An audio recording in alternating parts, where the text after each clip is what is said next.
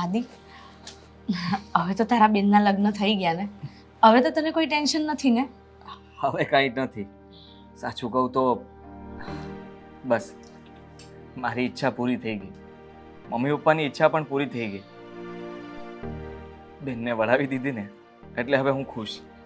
તારી જે જવાબદારી હતી એ તો તે સારી રીતે નિભાવી લીધી. હવે તો તું મારી સાથે લગ્ન કરી શકે છે ને? ના. હે? તું તો એમ એટલે હા, મસ્તી કરતો હતો. હવે તો કરી જ શકું ને. તે મારા માટે આટલી રાહ જોઈ. તારા ફેમિલીને પણ તે સમજાવી દીધા. એ લોકોએ પણ તારી વાત માની અને મતલબમાં હવે બધા ખુશ થશે. તું તારા ઘરે વાત કરી દેજે. હું લગ્ન કરવા માટે તૈયાર છું. પણ સુષ્મા, આપણે ધામધૂમથી લગ્ન નહીં કરી શકીએ. અત્યારે મારી પાસે મતલબમાં પૈસા નથી. એટલા માટે હું કહું છું તો આપણે સાદાઈથી લગ્ન કરી લઈએ તો ચાલશે? તારા ઘરના સભ્યો માની જશે? મને તો કોઈ જ વાંધો નથી. હું મમ્મીને વાત કરી લઈશ. અને તું કહેતો હતો ને કે તારી બેનને કંઈક આપવું પડશે, એ બધું અપાઈ ગયું ને વ્યવસ્થિત રીતે?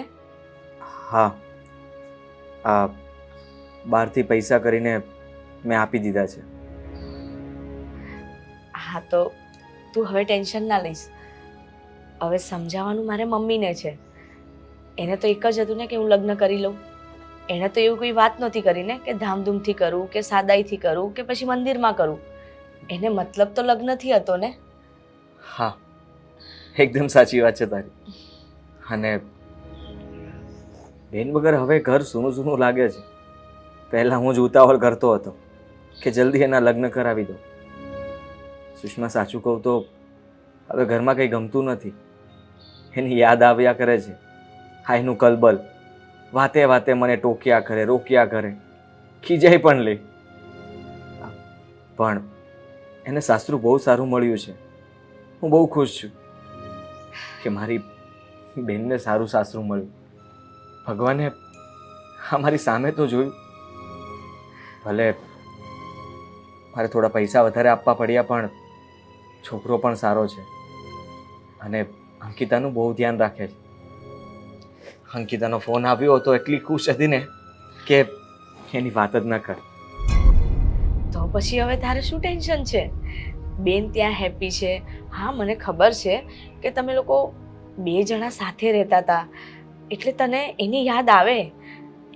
અને તમારા બેનો પ્રેમ જ એટલો હતો કે આ જો ને, આપણે બે પણ એકબીજાને એટલો જ પ્રેમ કરતા હતા. તે છતાં પણ તે તારા મમ્મીને આપેલું વચન નિભાવ્યું કે હું લગ્ન કરીશ, પહેલાં બેનનું લગ્ન કરાવીશ, પછી જ હું લગ્ન કરીશ. બાકી તું લગ્ન કરી શકતો હતો ને? તારી બેનને ક્યાં ખબર હતી કે તે આવું કોઈ વચન આપ્યું છે મમ્મી પપ્પાને? હા, અને એમ પણ હા, તને મળાવી ત્યારે તને કેટલા સવાલો કરતી હતી. તને કંઈ પૂછવામાં બાકી નથી મૂક્યું. અને તું જ મને ફરિયાદ કરતી હતી ને કે આજ સુધીમાં કોઈએ આટલા સવાલ નથી પૂછ્યા. એટલા સવાલ તારી બેને મને કર્યા હતા. પણ શું કરું, એને મેં વાત કરી કે તું આ ઘર છોડીને જઈશ ને એટલે બીજા જ દિવસે તારી ભાભી આ ઘરમાં આવી જશે. ત્યારની ઉતાવળી થતી હતી કે મારે ભાભીને મળવું જ છે. લગ્ન કરીને તો હું જવાની છું પણ ભાભીને મળ્યા વગર નહીં રહું. સાચી વાત છે તારી. સીઆઈડીની જેમ સવાલ કરતી હતી મને.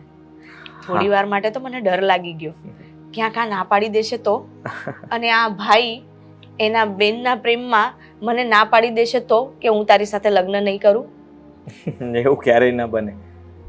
હા, હું એને સમજાવી લે અને મને ખબર હતી કે મારી બેન સમજી પણ જશે. એના ભાઈ ઉપર એને પૂરો ભરોસો હતો. જેટલો ભરોસો મને એટલો જ એને મારા પર. હા સુષ્મા, એક બીજી વાત કરવી હતી કે કદાચ તને ઘરેથી કોઈ ખીજવાયું હોત ને તને લગ્ન માટે દબાણ કર્યું હોત તો? હું મરી જાત પણ હું બીજા લગ્ન ના કરત. કારણ કે મારું મન તારા સિવાય બીજે ક્યાંય નથી માનતું. અને જ્યાં મન હોય ને ત્યાં માંડવે જવાય. અને મેં તો મમ્મીને પહેલાં જ કહી દીધું હતું કે તું મને કોઈ જ ફોર્સ ના કરતી. મારા મમ્મી ઘણીવાર મને ફોર્સ પણ કર્યો, પણ મેં એને કોઈ જવાબ ના આપ્યો. પણ મને મારા ભગવાન પર વિશ્વાસ હતો. આપણો પ્રેમ સાચો છે ને, એટલે આજે આપણે બે જણા સાથે છીએ. હા, એટલા માટે જ આપણે સાથે છીએ. અને હવે હંમેશા સાથે રહીશું. અને તને મારા ગરીબ ઘરમાં ફાવશે તો ખરા ને? તું જ્યાં હોઈશ ને ત્યાં મને ફાવશે. પછી ભલે ને એક નાની ઓયડી કેમ ના હોય. હા, એવું જ છે. હા, તને ખબર છે, આ જ્યાં અમે રહેતા હતા ને એ જગ્યા થોડી મોટી હતી. હા, ઘર નાનું હતું, પણ એ જગ્યા મેં વેચી નાખી છે અને બધા પૈસા બેનના લગ્નમાં આપી દીધા છે. હવે હું જ્યાં રહું છું એક રૂમ છે, ભાડેથી રહું છું. તું જ્યાં પણ રહે, ભાડેથી રહે કે ગમે તે રીતે રહે, હું તારા હરેક સુખ દુઃખમાં તારો સાથ આપીશ.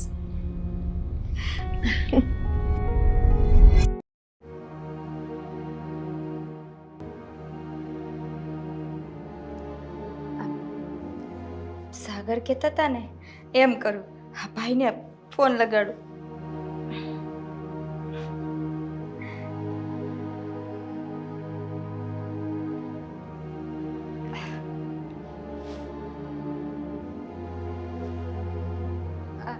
હા ભાઈ, હું અંકિતા. કેમ છે?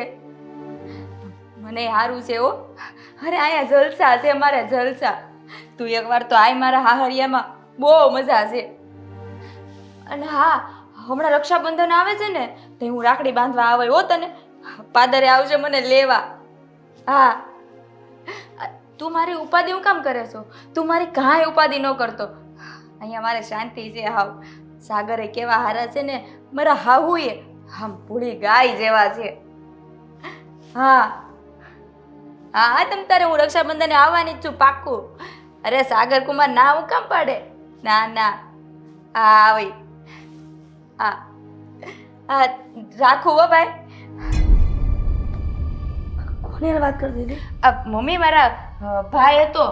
હા, સાગરે મને ફોન કરતા શીખવાડ્યું ને, એટલે એને ફોન કરીને હું પૂછતી હતી કેવું છે કેવું નહીં એમ. અને મારા ભાઈને મેં કીધું છે આ રક્ષાબંધન આવે છે ને એટલે હું રાખડી બાંધવા દેહમાં જાય. હા, મોબાઈલ સાગરે તને અપાવ્યો? હા. અરે રે, સાગરને એટલી નહીં ખબર હોય કે તને મોબાઈલ વાપરતા ન આવડે વધારે, તો હું કામ આવું ડબલું અપાવ્યું હશે? આ સ્વિચ વાળો અપાવ્યો હોત તો? મેં એ જ કીધું તું ઓલી નાગદાદા વાળી સાપ વાળું આવે ને તો એ તમે લાવજો, તો મને રમતા આવડે છે એમાં. આમાં મને કાંઈ નથી આવડતું. હા, તો મારા ભાઈને ફોન કરતા એણે શીખવાડ્યો. સારું થયું ને, એટલું શીખીએ ને એટલું બહુ થઈ ગયું. બટા મોબાઈલમાં બીજું કાંઈ ન શીખતી હો, નકર આખો દી કામ કરવાના બદલે તમે મોબાઈલમાં જ પડ્યા રહો.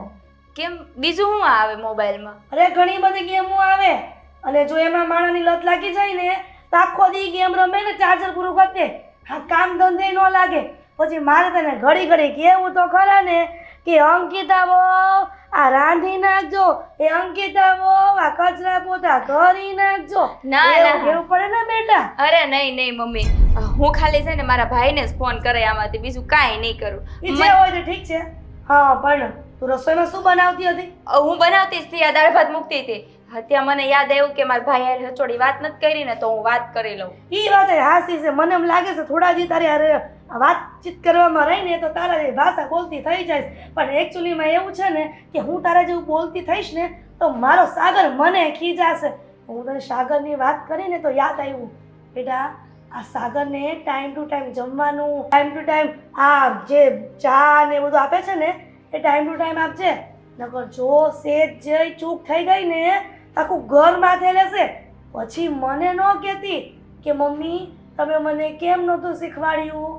હવે હું તને તો ચેતવી દઉં છું, પણ કાંઈ આઘા પાછી થઈ અને કાંઈ ભૂલ થઈ તો તારું આવી બનશે. પછી મને ન કહેતી. નહીં મમ્મી, એવી કઈ ભૂલ જ નહીં કરું. હારું થયું તમે મને કહી દીધું, એટલે સાગરને કયા ટાઈમે શું જોઈએ ને મને કહી દો એટલે હું એ રીતે જ કરી નાખે. હું મોડું નહીં કરું. હા, અને છેલ્લી વાત કે આ તું તારા ભાઈ હારે ફોન કરવા, અને છેલ્લી વાત આ તને સાગરે ફોન કરતા શીખવાડતી તું ને તો ઘડીએ ઘડીએ તારા ભાઈને ફોન ન કરતી એટલે સાંજે ઘરે આવશે ને સાગર તો મોબાઈલ ચેક કરશે ને જો તારા ભાઈનો નંબર વધારે જોયો ને ફોન લગાડતા તો તને ખીજાશે પછી મને ન કહેતી હો હો મમ્મી નહીં કરું આ એકવાર દિવસમાં એકવાર વાત કરે એ બસ હો આ પ્રેમથી કહું છું કે રોજ એકવાર વાત નહીં કરવાની આ અઠવાડિયે મહિને એકવાર ભાઈને વાત કરવાની હવે સાસરે આવી ગયા પછી શું મોહ છે પિયરિયામાં ખાલી તારો ભાઈ જ છે ને આ ખોટી એને ચિંતા કરાવીને બેટા એટલા માટે કહું છું એટલે જ ને મમ્મી કે મારે પિયરિયામાં એક જ ભાઈ છે એનું ધ્યાન રાખવાવાળું અત્યારે કોઈ નથી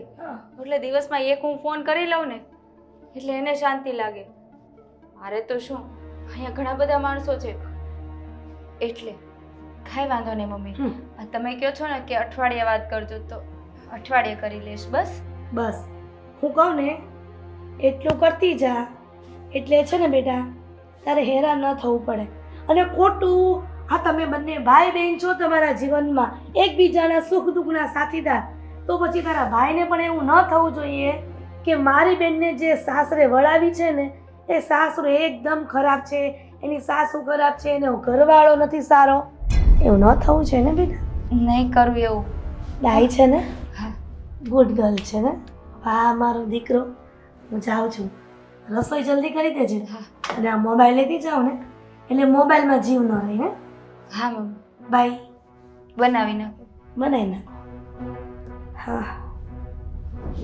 અઠવાડિયે વાત કરવાની